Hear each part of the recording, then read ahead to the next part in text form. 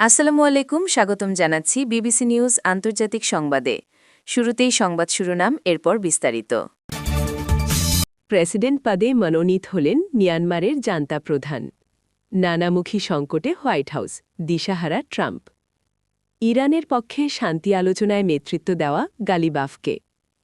ইরানের তেল ও খার্গদ্বীপ নিয়ে নিতে পারে যুক্তরাষ্ট্র, ট্রাম্প। দর্শক, এতক্ষণ শুনছিলেন সংবাদ শিরোনাম। এখন বিস্তারিত।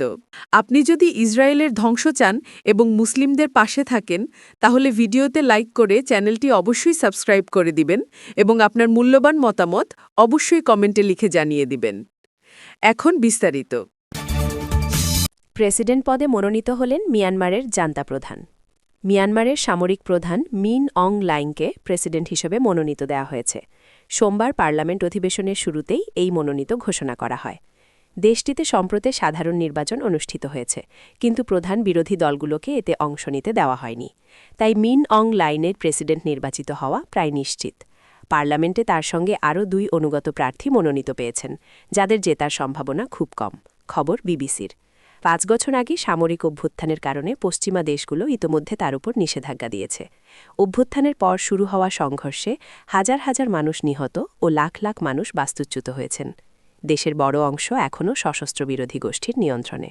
সামরিক সরকার ডিসেম্বর-জানুয়ারিতে অনুষ্ঠিত নির্বাচনের মাধ্যমে শান্তির পথে এগোনোর বার্তা দিতে চেয়েছে। তবে অনেকেই নির্বাচনের প্রক্রিয়াকে প্রহসন হিসেবে দেখেছেন।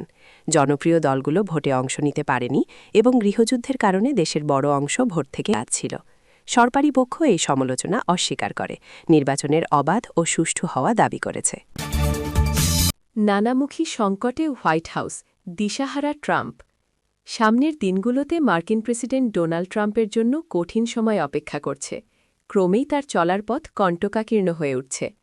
ইরানকে ঘিরে যুক্তরাষ্ট্র ইসরায়েলের চলমান যুদ্ধ, নিজ দেশে ব্যাপক বিক্ষোভ, জ্বালানি বাজারে অস্থিরতা ও আন্তর্জাতিক কূটনৈতিক চাপ, এসব মিলিয়ে তার প্রশাসন এখন বহুমুখী সংকটের মুখে।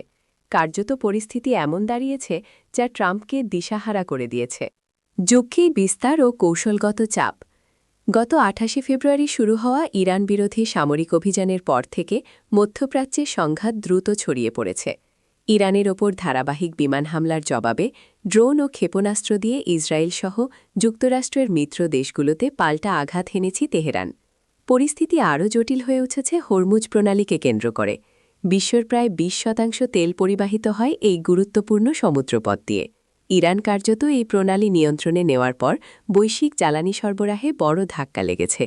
ট্রাম্প ইতোমধ্যেই হুঁশিয়ারি দিয়েছেন, ইরান হরমুজ প্রণালীতে বাধা না সরালে তাদের জ্বালানি অবকাঠামো ধ্বংস করা হতে পারে। একই সঙ্গে তিনি প্রণালী নিয়ন্ত্রণে নেওয়ার কথাও বলেছেন, যা সরাসরি বড় ধরনের সামরিক সংঘাতের ঝুঁকি বাড়াচ্ছে। ইরানের পক্ষে শান্তি আলোচনায় নেতৃত্ব দেওয়া গালিবাফকে। ইরানের পার্লামেন্টের স্পিকার মোহাম্মদ বাগের গালিবাফ ক্রমেই গুরুত্বপূর্ণ ভূমিকায় উঠে আসছেন। চলমান যুদ্ধের মধ্যে যুক্তরাষ্ট্রের সঙ্গে আলোচনার দায়িত্ব তাকে দেওয়া হয়েছে বলে জানা গেছে। পাকিস্তানের একটি সূত্রের বরাত দিয়ে রয়টার্স জানিয়েছে, পররাষ্ট্রমন্ত্রী আব্বাস আরাগাচির পাশাপাশি গালিবাফকেও ইসরায়েলের হিট লিস্ট থেকে বাদ দেওয়া হয়েছে। পাকিস্তানের সূত্রটি বলেছে, ইসরায়েলিদের কাছে তাদের অবস্থান জানা ছিল এবং তারা তাদের নিশ্চিহ্ন করে দিতে চেয়েছিল।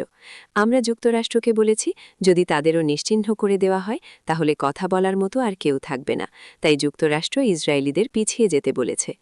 ইরান ও যুক্তরাষ্ট্রের আলোচনায় মধ্যস্থতাকারীদের মধ্যে পাকিস্তান অন্যতম। যদিও 64 বছর বয়সী গালিবাফ শত্রুদের সতর্ক করেছেন আমাদের ভূমি রক্ষার সংকল্পকে পরীক্ষা না করার জন্য এবং এক্সপোস্টে অবিরাম হামলার হুমকি দিয়েছেন। তবে মার্কিন মিডিয়া আউটলেট পলিটিকোর মধ্যে কিছু মার্কিন কর্মকর্তা গালিবাফকে দিয়ে কাজ চালানো যায় এমন একজন অংশীদার হিসেবেই দেখে থাকেন। ইরানের তেল ও খার্গদ্বীপ নিয়ে নিতে পারে যুক্তরাষ্ট্র, ট্রাম্প। মার্কিন প্রেসিডেন্ট ডোনাল্ড ট্রাম্প বলেছেন, তিনি ইরানের তেল নিয়ে নিতে পারেন এবং তাদের তেলের বড় হাব বা কেন্দ্র খার্গদ্বীপও দখল করতে পারেন। ফাইন্যান্সিয়াল টাইমসকে দেওয়া এক সাক্ষাৎকারে তিনি এমন মন্তব্য করেছেন। অন্যদিকে এয়ারফোর্স ওয়ানে সাংবাদিকদের সঙ্গে আলাপকালে ট্রাম্প বলেছেন, ইরানে সরকার পরিবর্তন করতে পেরেছে বলে যুক্তরাষ্ট্র মনে করে। গত সপ্তাহে ফক্স নিউজকে তিনি বলেছেন, আপনি বলতে পারেন যে সরকার পরিবর্তন হয়েছে, কারণ তাদের আগের নেতাদের হত্যা করা হয়েছে। ইরানে শাসন পরিবর্তন হয়েছে। এয়ারফোর্স ওয়ানে সাংবাদিকদের সঙ্গে কথা বলার সময় ট্রাম্প বলেছেন যুক্তরাষ্ট্র মনে করে তারা ইরানে সরকার পরিবর্তন রেজিম চেঞ্জ ঘটাতে পেরেছে। এর আগে গত সপ্তাহে ফক্স নিউজকেও তিনি বলেছেন আপনি বলতে পারেন যে সরকার বদলে গেছে কারণ তাদের মেরে ফেলা হয়েছে। ট্রাম্প এয়ারফোর্স ওয়ানে বলেন সরকার পরিবর্তন হয়েছে কারণ আগের সরকার প্রায় পুরোপুরি ধ্বংস হয়ে গেছে এবং তাদের নেতারা মারা গেছে। নতুন যারা এসেছে তাদের অনেকে মারা গেছে। এখন একেবারে ভিন্ন ধরনের লোকজন পরিস্থিতি সামলাচ্ছে। আমি এটাকেই সরকার পরিবর্তন মনে করি। সত্যি বলতে তারা বেশ যুক্তিসঙ্গত আচরণ করেছে বলেছেন তিনি।